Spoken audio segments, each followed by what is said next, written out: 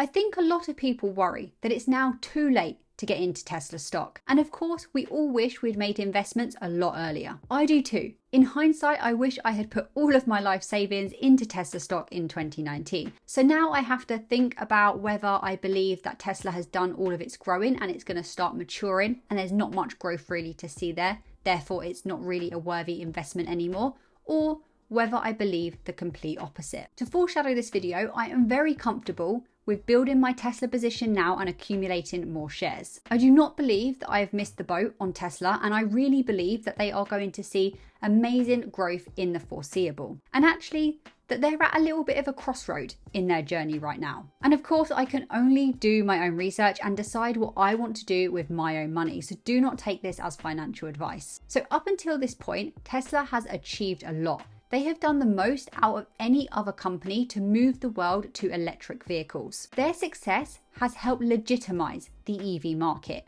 meaning before Tesla's rapid adoption started to take place, the EV market was seen as niche and they were neither affordable nor practical. But Tesla has changed this, and in doing so, I believe that they've inspired, or maybe they forced, other companies to start investing into their own electric vehicles. Obviously, they have done more than just release one EV that has gone on to do pretty well. But we don't really need to look at their numbers, their products, their services, their innovation, etc., etc. But it could be argued that it's only now that they're beginning to really build out their business. So we've got vertical expansion, check. Horizontal expansion, check. And now they are creating their own ecosystem. This is big. When you think about what other companies have successfully built their own ecosystem, I know for me, Apple comes to mind. There are actually quite a few companies that have done this, all massive names, for example, Amazon and Google as well. Apple released their iPhone 3G in 2007. Drop a comment below if you actually owned one of these phones back then. This phone was a massive thing and completely changed the phone market, and it was the start of Apple really building out their ecosystem. And this was a fantastic example of Apple expanding into new markets, because up until this point, they stood outside of the phone market. People were pretty intrigued by the release of the iPhone 3G, but there was also quite a split reaction. There were a lot of people who believed this would be completely revolutionary. But of course, there were a lot of negative comments as well. Some people wondering why on earth anyone needed to have a computer in their back pocket. I mean, I often do wonder what the world would be like if we didn't all have smartphones, but hey, here we are. People were probably thinking that Apple were not a phone company, yet here they were innovating into that market. Just like how Tesla is just a car company, yet we are seeing them do way more than just cars. Anyway, look what's happened to Apple stock since this point. And now when you think about Apple as a company, you often associate them to the iPhone. But there was a long period of time when Apple were not making iPhones. They were not even in that market. So here is the parallel with Tesla. They are now expanding outside of their original product line, which of course is electric vehicles. Some of these new products are likely and have the potential to become really, really big in the future. For example, Megapacks and the Bot. These two alone actually have the ability to completely divert their sectors forever and change the world as we know it now. That sounded a little bit extreme, but I didn't really know how else to say that, because just think about how different everyday life would be with a Tesla bot at home, or even prior to that, with a Tesla bot in the factories doing mundane and perhaps dangerous tasks. Now, I'm not suggesting that Tesla is like Apple or Tesla is the new Apple. These two are very different companies, but it is interesting to see some of the surface level similarities between these two. But aside from this, Tesla is now working on something that could completely change and disrupt the entire automotive and transport industry, just like Apple did when they released their iPhone. And this is full self-driving, FSD. We just had the Q2 earnings come out. I did do an entire video, so if you want an overview on that, I will link it up here. But we had a lot of negative comments come from that, as people were looking at the fact that Tesla had seen reductions in their margins.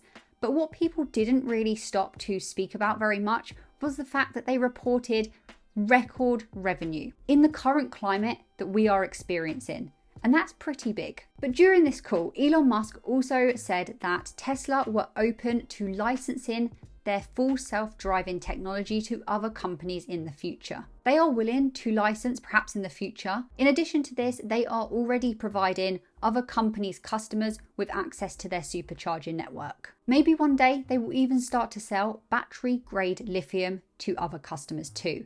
I did a whole video on this recently. Again, I will try and remember to link it up here. These are all helping to grow an ecosystem of products and services that will help generate Tesla revenue outside of their core customer base. And then when we come to think about Tesla's core customers, they have built a network of interconnected products and services that are all designed to work really seamlessly and really well together to help meet the needs of their customers. And we know what this does. This can successfully help to lock in customers into one company's products. And also it makes it way more difficult for competitors to enter the market, just like Apple have done really successfully. So you have a Tesla EV, which uses the Tesla charging infrastructure. And then on top of this, you can get the power pack or solar panels, a solar roof even, at your home to help store energy for times when there is an increased demand or even a power outage, so that you have the ability to not only charge your car, but your home too. These products work seamlessly together. Then the car has Tesla's autopilot and developing full self-driving software. We already know that Tesla is now monetizing their supercharging network, but then they can move on to batteries, to full self-driving, to lithium, and this all helps to bring in more revenue. Their ecosystem is still very much in early days and under development, and it's definitely not perfected yet. But it does have the potential to be a major force in both the automotive but also the energy industry. We already know that they are a leader in the electric car market, and its solar panels and batteries and all of these things are becoming increasingly more popular. So providing that they can continue to innovate and expand their ecosystem, they could become a major player in not only the automotive market, but also the energy market too. Now, obviously, you need to decide whether Tesla has a place in your portfolio or not, and it's definitely a volatile one to hold. It is not plain sailing by any means. But now I'm just going to talk about some of the potential risks and also some of the potential stock accelerators that I can see with Tesla in the near future. The first one is bottlenecks in both their production lines and their supply chains. As the demand for Tesla products goes up, they have a real challenge ahead of them in that they need to be able to keep up with the demand. And we've seen before that sometimes customers have had to wait a really long time to get their hands on a product that they ordered maybe a few months before. It's been a problem in the past, but will it continue to be a problem in the future? The next one is rising costs. The costs of the raw materials that Tesla needs in their batteries or whatever else it may be are tending to go up over time. So a great example of this that I spoke about really recently is battery grade lithium. That's becoming more expensive. There's increasing competition for it, whatever the case may be, and it's becoming more expensive to produce the batteries that Tesla needs for their EVs because of this. And this not only has the potential to slow the production of the cars down because it's literally a bottleneck, but also it could mean that the costs of EVs get higher and higher. However, like we spoke about in the last video, Tesla are addressing this really important bottleneck. And what they are doing to address that is they are building their own lithium refinery. So they are literally going to make their own battery grade lithium for their cars.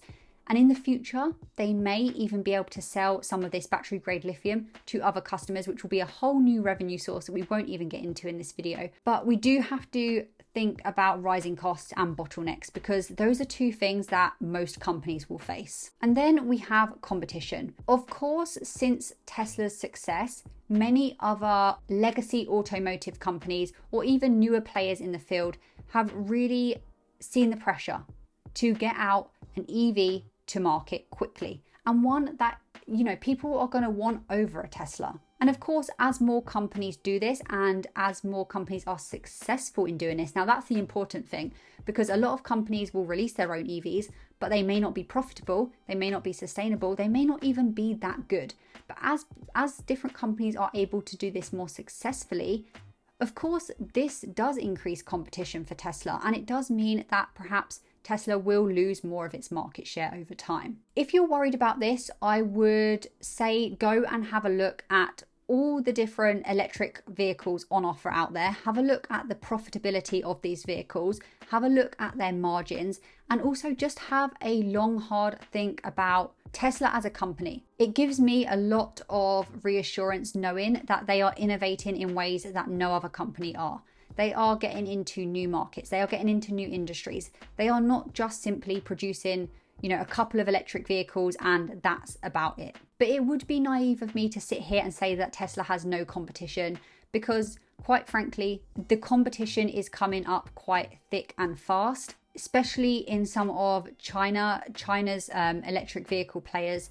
But I still do believe that Tesla has years ahead of anyone else. And then we have government regulations. Now, we could discuss this one in the sense that different government regulations could make it more difficult for Tesla to sell its cars in some markets. But where I think this one is really important is how it's crucial in FSD. And there will be a lot of regulatory difficulties surrounding that. And then we've got the need for Tesla to really scale up production. They are already doing this, but it's really important that they continue to invest into new factories, but also innovating to find the most efficient ways of making their products. Elon Musk has said himself before, the extreme difficulty of scaling production of new technology is not well understood. He said that it's 1,000% to 10,000% harder than just making a few prototypes. The machine that makes the machine is vastly harder than the machine itself. Basically, what he's trying to say is that in order to innovate and find more efficient ways of making things, you need to actually look at the machine that makes those things, and that's really difficult. And then we have expansion into new markets or just becoming more dominant in these new markets. For example, China and India. Now, despite these potential challenges that Tesla may face and are facing, they also have some potential stock accelerators. Things that could happen that I believe may really impact the stock price for the better. Well, better if you are in Tesla stock, of course. The first one is FSD, which a lot of people have already spoken about, myself included, but how this could be a major player in Tesla's future growth. And then they could license this out or even start building a robo-taxi fleet. Then we've got the bot, which again, I've spoken about a lot. If that goes successfully and Tesla are able to scale that and people want that, whether it's in factories to begin with, just Tesla factories, and then maybe other factories before it eventually gets into the home, whatever the time horizon may be, when that does happen, that is like building a whole new sector in itself. Like, it's really quite mind-blowing when you sit and you think about how that could completely change things. The competition for that, who would want that? How many would each household want? How many would businesses want? Businesses would want them because of the competitive edge it would give. All of this stuff, it could be absolutely massive. Then we have the energy sector. Again, I've made a video on this recently, so I don't want to sit and repeat myself too much. But we have the mega packs, which I believe are probably the number one product that Tesla has in their energy sector that could do really, really good things. There's many, many more, but we could also think about the Cybertruck. I'm not really wanting a Cybertruck. I mean, if someone literally showed up at my door and gave me one, I would take it because it's pretty cool and pretty unique. But I'm not really the target market for these things. And when you look at the demand for them, it's pretty big. Aside from the Cybertruck, also other new vehicles in the future as well. Now, I feel like it's worth pointing out that just growth in the general EV market is pretty important for Tesla. Of course, the demand for EVs have been going up over time. And of course, Tesla is literally the leading manufacturer of this. So they do have the competitive edge and the competitive advantage of really benefiting from this surge in EV demand. Let me know your ideas about Tesla's future growth. And can I just say a quick massive thank you to everyone who supports this channel. I see a lot of positive comments come in and they really, really do make my day. So thank you for that. And I hope you have a great day wherever you are. Thank you so much for watching.